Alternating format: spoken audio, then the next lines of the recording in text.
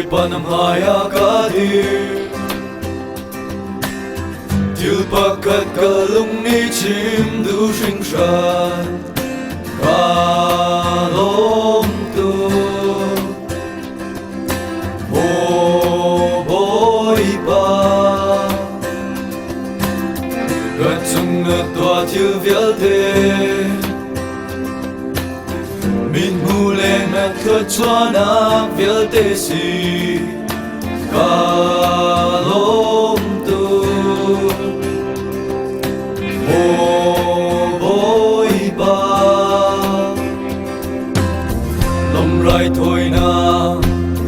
Thăng chất nạc la Lung lòng nạc hê Nhà min thăng chất Kalong tu Lòng chín ta kinh mô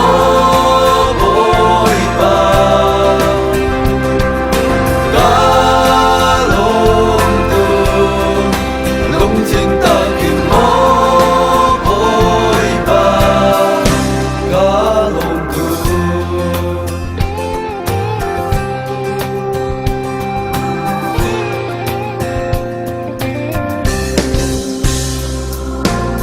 Cất chung lên tòa chưa biết đi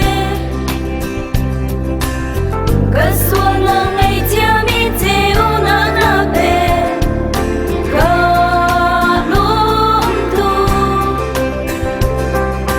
Mô bối qua